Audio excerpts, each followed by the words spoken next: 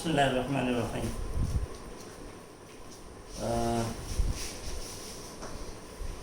یہ امام غزالی رحمۃ اللہ علیہ کے بارے میں چل رہی تھیں آیات، اور ان کے دینی خدمات کے سلسلے میں باتیں چل رہی تھی۔ علماء و اہل دین، امام غزالی رحمۃ اللہ علیہ کے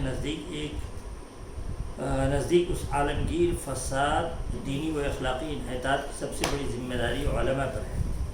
جو ان کے نزدیک امت کا نمک ہے۔ اگر نمک بگڑ جائے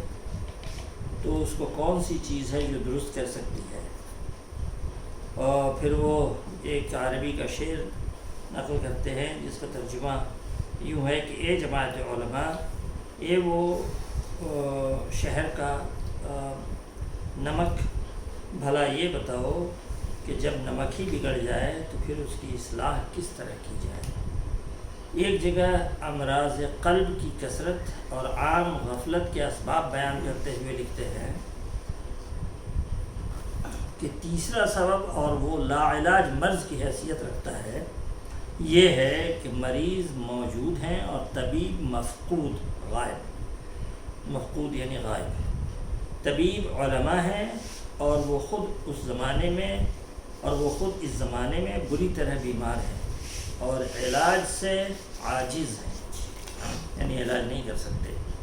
ان کے نزدیک سلاطین و حکام کی خرابی کا سبب بھی علماء کی کمزوری اور اپنے فرائض سے غفلت ہے۔ ایک جگہ لکھتے ہیں، خلاصہ یہ ہے کہ رعیت کی خرابی کا سبب، یعنی عامت الناس، رعیت میں نے رعایا، سبجیکٹس کی خرابی کا سبب سلاطین کی خرابی ہے، حکمرانوں کی خرابی، بادشاہوں کی خرابی، اور سلاطین کی خرابی کا سبب علماء کی خرابی ہے۔ اس لیے کہ اگر خدا ناترس قاضی، خدا ناترس مطلب گاڈ فیئرنگ جو نہ ہو، خدا ناترس قاضی اور علماء سو یعنی دنیا دار علماء نہ ہوتے تو سلاطین اس طرح نہ بگڑتے، اور ان کو علماء کی روک ٹوک کا کھٹکا ہوتا، ان کو ڈر لگتا کہ علماء ہمیں روک دیں گے، لیکن علماء ہی بگڑے ہوئے ہیں تو روکے گا کون؟ ان کو علماء وقت سے شکایت ہے کہ وہ علماء سلف کی طرح، اپنے گزرے ہوئے علماء کی طرح، اپنے بزرگ علماء کی طرح امر بالمعروف اور نہی عن المنکر اور کلمہ حق عند السلطان جائر کا فریضہ انجام نہیں دیتے۔ ان کے نزدیک اس کا سبب یہ ہے کہ خود بہت سے علماء دنیا طلبی اور جاہ طلبی، دنیا کی لالچ اور عہدے کی لالچ کا شکار ہو گئے ہیں۔ وہ سلاطین وقت اور ارباب حکومت، وقت کے بادشاہ اور حکمرانوں کے سامنے علماء حق کی جرأت، وہ بے باکی اور احتساب و انکار کے مؤثر واقعات نقل کرنے کے بعد ارشاد فرماتے ہیں، پیچھے کے علماء کا جو اچھے لوگ ہوتے تھے، علماء تھے جو بادشاہوں کے سامنے بھی اور حکام کے سامنے بھی حق بات کو کہنے سے ڈرتے نہیں تھے، ان کے واقعات لکھا، اور اس کے بعد یہ لکھا، یہ تھا علماء کا طرز عمل اور امر بالمعروف اور نہی عن المنکر کی شان۔ ان کو سلاطین کی شان و شوکت کی ذرا پرواہ نہ تھی، وہ اللہ تعالیٰ کے فضل پر اعتماد رکھتے ہیں، اور ان کو اطمینان تھا کہ اللہ تعالیٰ ان کی حفاظت فرمائے گا، اور وہ اللہ تعالیٰ کے اس فیصلے پر بھی راضی تھے کہ ان کو شہادت نصیب ہو۔ چونکہ ان کی نیت خالص تھی، اس لیے ان کے کلام سے پتھر موم ہو جاتے تھے اور بڑے سے بڑے سنگ دل متاثر ہوتے تھے۔ اب تو حالت یہ ہے کہ طمع نے یعنی لالچ نے، دنیا کے طمع دنیا نے یعنی دنیا کی لالچ نے علماء کی زبانیں گنگ کر رکھی ہیں، اور وہ خاموش ہیں، اگر بولتے بھی ہیں تو ان کے اقوال و حالات میں مطابقت نہیں ہوتی، ان کے کرنی میں اور کتھنی میں، ان کے کہنے اور کرنے میں مطابقت نہیں ہوتی، جوڑ نہیں ہوتا، میل نہیں ہوتا، اس لیے کوئی اثر نہیں ہوتا۔ اگر آج بھی وہ خلوص و صداقت سے کام لیں، آج بھی وہ خلوص اور صداقت سے کام لیں اور علم کا حق ادا کرنے کی کوشش کریں تو ان کو ضرور کامیابی ہو، کیونکہ رعیت کی خرابی سلاطین کی خرابی کا نتیجہ ہے، اور سلاطین کی خرابی علماء کی خرابی کا نتیجہ ہے، اور علماء کی خرابی کی وجہ سے دولت اور جاہ، اور علماء کی خرابی کی وجہ دولت اور جاہ کی محبت کا غلبہ ہے، اور جس پر دنیا کی محبت غالب آ جائے گی وہ ادنا درجے کے لوگوں پر بھی احتساب اور روک ٹوک نہیں کر سکتا، چہ جائے کہ سلاطین و اکابر۔ امام غزالی رحمۃ اللہ علیہ کے زمانے میں ایک عالم فقہ کی جزیات اور اختلافی مسائل میں مشغول تھا۔ ان کے زمانے کا عالم جزیات فقہ اور اختلافی مسائل میں مشغول تھا، مباحثہ و مناظرہ کا بازار گھر گھر تھا، اور ملک کے چپے چپے پر گرم تھا۔ مجالس و تقریبات اور بادشاہوں کے درباروں کی رونق بھی انہی مذہبی و فقہی مباحثوں اور مناظروں سے تھی۔ اس بارے میں علماء و طلباء کا انہماک اور غلو اتنا بڑھ گیا تھا کہ تمام دوسرے علوم و مشاغل اور خدمت دین کے شعبے نظر انداز ہوتے جا رہے تھے۔ حد یہ ہے کہ اصلاح نفس، تہذیب اخلاق اور سعادت اخروی کا جس علم اور کوشش پر انحصار تھا اس سے بھی توجہ ہٹ گئی تھی۔ امام غزالی رحمۃ اللہ علیہ اس صورتحال کی تنقید کرتے ہوئے لکھتے ہیں، اگر کسی فقیر سے ان مضامین، کون سے مضامین، کون سے سبجیکٹس، صبر، شکر، خوف و رجا یعنی اللہ کی طرف مائل ہونا وغیرہ، یا بغض، حسد، کینہ، ناشکری، دغا، فریب، ان سبجیکٹس میں سے کسی کی بابت، کسی کے بارے میں اخلاص و توکل اور ریا سے بچنے، حتیٰ کہ اخلاص، توکل، ریا سے بچنے کے طریقوں کے متعلق سوال کیا جائے، جس کا جاننا اس کے لیے فرض عین ہے اور اس کی طرف سے غفلت کرنے میں آخرت کی تباہی کا خطرہ ہے، تو وہ جواب نہ دے سکے گا۔ اور اگر آپ لعان و ظہار سبق و رمی کو دریافت کرے تو وہ ایسی باریک جزیات کے دفتر سنا دے گا جس کی ضرورت مدتوں پیش نہیں آتی، اور اگر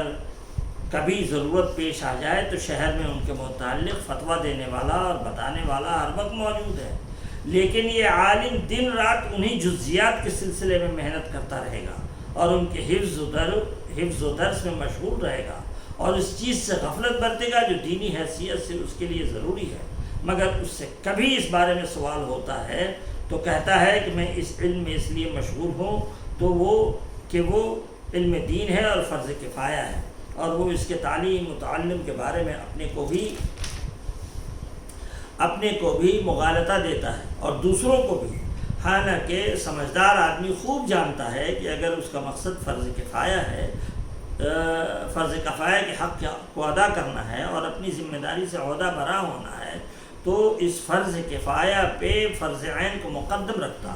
بلکہ دوسرے فرض کفایہ بھی ہیں جن کو مقدم ہونا چاہیے۔ مثلا کتنے شہر ہیں جن میں صرف غیر مسلم طبیب ہیں جن کی شہادت احکام فقہ میں قبول نہیں کی جا سکتی، لیکن ہم نہیں دیکھتے کہ کوئی عالم اس کمی کو اور اس ضرورت کو محسوس کرے اور اس کو پورا کرنے کی کوشش کرے۔ علم طب کی طرف توجہ کرنا ہو، اس کے بالمقابل علم فقہ بالخصوص خلافیات اور جدلیات پر طلبہ ٹوٹ پڑتے ہیں،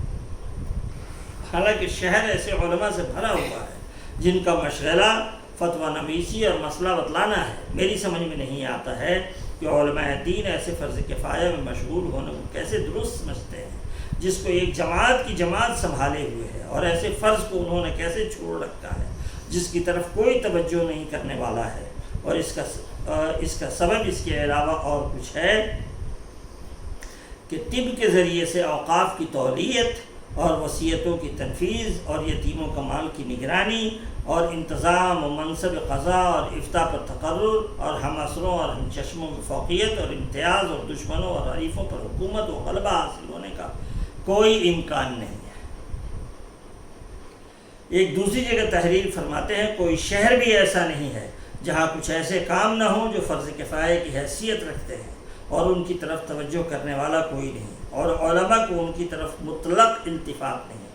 زیادہ دور جانے کی ضرورت نہیں۔ ایک طالب علم کو لیجئے کہ اکثر اسلامی شہروں میں مسلمان طبیب موجود نہیں جس کی شہادت شرعی امور میں معتبر ہو، علماء اس مشغلے سے کوئی دلچسپی نہیں رکھتے۔ اس طرح سے امر بالمعروف اور نہی عن المنکر بھی فرض کفایہ ہے لیکن متروک ہو رہا ہے۔ وہ ایک جگہ عام جہالت و غفلت، دین سے ناواقفیت کا نقشہ کھینچتے ہوئے اور تبلیغ اور عمومی تعلیم کی ضرورت ظاہر کرتے ہوئے ارشاد فرماتے ہیں، اس شخص کے لیے جس کو اپنے دین کی واقعی فکر ہو، یہ تبلیغ و تعلیم خود ایسا مشغلہ ہے کہ پھر اس نادار الوقع جزیات کا تفصیلات اور ان کے علوم میں موشگافی کرنے کی فرصت ہی نہیں ہو سکتی جو خود فرض کفایہ ہے۔ یعنی اس کو میں بتا دوں کہ بہت زیادہ دقیق علمی مسئلے میں لوگ اس وقت پڑھ کے علم حاصل کرتے تھے جس میں بحث و مباحثہ اور مناظرے اور انٹلیکچول ڈسکورس میں، جس کو ہم کہتے ہیں انٹلیکچول ڈسکورس پہ زیادہ زور دیتے تھے، ان علوم کو حاصل کرنا جس سے انٹلیکچول ڈسکورس میں ذرا دلچسپی ہو اور اس میں ذرا ہمارا پلڑا بھاری رہے، اور جو انسان کے اندر کی وہ چیزیں ہوتی ہیں جس سے اپنی قلب کی اصلاح ہو اور اپنے نفس کی اصلاح ہو، اور وہ امراض جس سے انسان کی اپنی عبادتوں میں اور اپنے اس میں تعلق مع اللہ میں، آخرت کی طرف رغبت میں جس سے طاقت پیدا ہوتی ہو، وہ اعمال، ان اعمال کی طرف آنے کے لیے اگر پوچھا جائے کہ کیسے آوے،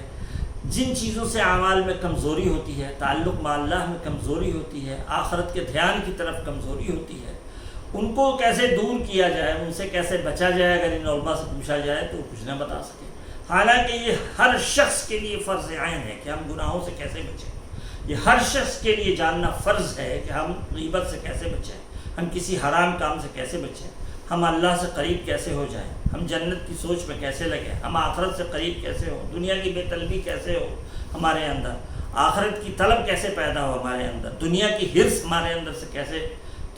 کیسے ختم ہو، غیبت کا مادہ ہمارے اندر سے کیسے ختم ہو۔ یہ ایسے امراض ہیں جو نیکیوں کو ختم کرنے والے ہیں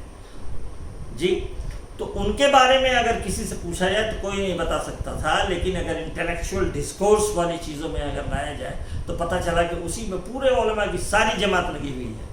اور اس کو وہ کر رہی ہے۔ تو یہ کہہ رہے ہیں اس سلسلے میں یہ بہت زیادہ یعنی کڑھے ہوئے ہیں کہ یہ علماء کی یہ کمزوری تھی، اور علماء کی اس کمزوری کی وجہ سے چونکہ اپنے اصلاح کی طرف دھیان نہیں تھا،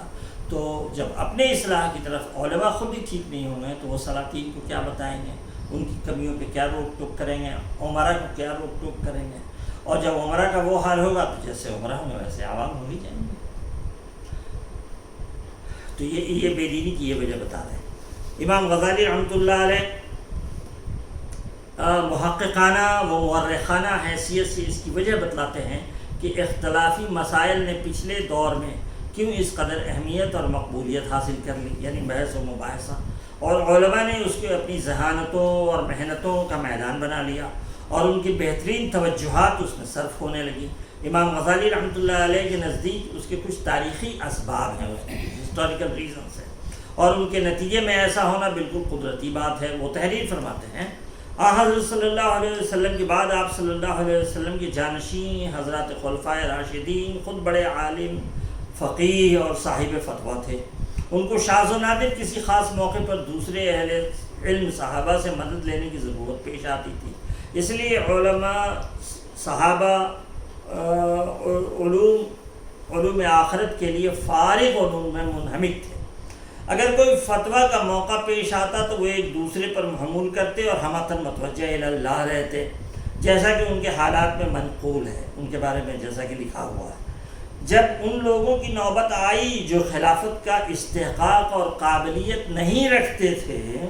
اور ان میں خود فیصلہ کرنے اور فتویٰ دینے کی صلاحیت نہیں تھی، تو ان کو مجبوراً دوسرے علماء سے مدد لینی پڑی اور ان کو ساتھ رکھنا پڑا تاکہ ان سے فتویٰ حاصل کرتے رہیں۔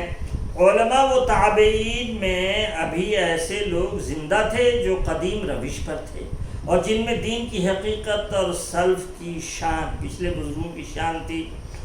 جب ان کو بلایا جاتا تو وہ گریز کرتے، بادشاہ کے یہاں جب بلایا جاتا تو خلیفہ کے یہاں گریز کرتے، یا بادشاہ کے یہاں بلایا تو گریز کرتے اور اعراض کرتے، بچتے۔ خلفاء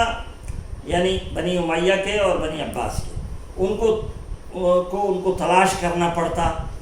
اور عہدۂ قضا حکومت کے لیے ان سے اصرار کرنے کی کوشش پیش آتی۔ ان کے زمانے کے لوگوں نے جب علماء کی یہ شان اور سلاطین و حکام کا ایسا رجوع اور اہل علم کا یہ استغنا اور بے پرواہی دیکھی تو وہ سمجھے کہ حصول جاہ و عزت کے لیے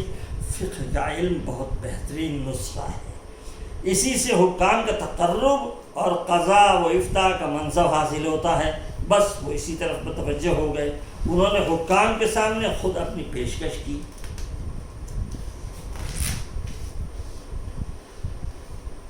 ان سے مراسم پیدا کیے اور عہدوں اور انعامات کے خود امیدوار بنے۔ بعض کو تو کچھ ہاتھ نہ آیا اور بعض کامیاب ہوئے۔ جو کامیاب بھی ہوئے وہ امیدواری کی ذلت سے محفوظ نہیں رہے اور ان کو اپنے مقام سے نیچے اترنا اور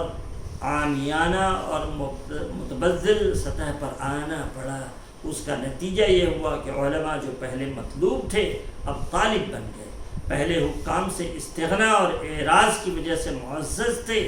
اب ان کی طرف متوجہ ہونے کی وجہ سے ذلیل و خوار ہو گئے۔ البتہ اس کلیہ سے ہر دور میں کچھ اللہ کے بندے مستثنی رہے ہیں۔